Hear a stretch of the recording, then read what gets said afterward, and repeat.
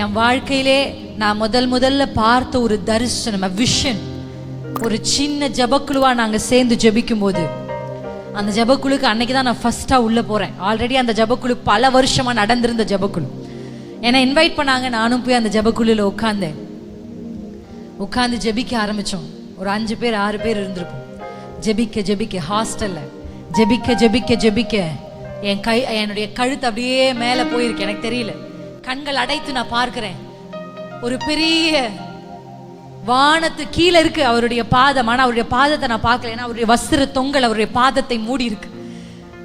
அப்படியே கண்களை ஏறெடுத்து பார்க்கிறேன். யார் இது? ஏறெடுத்து பார்க்க என்னால பார்க்கவே முடியல. நான் நல்லா புரிஞ்சுக்கிட்டேன், இயேசு நிற்கிறார். அல்லேலூயா.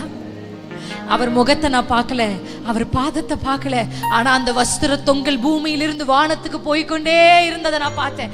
முதல்ல ஒரு வாலிப பெண்ணாய் நான் பார்த்தேன். இன்றைக்கு நான் உங்களுக்கு சொல்லுகிறேன், உங்களுக்காக வானம் திறந்து இயேசு உங்கள் சார்பில் செயலாற்ற, அல்லேலூயா, பரலோகத்திலிருந்து சில விஷயங்களை கீழே கர்த்தர் இறக்குகிறார்.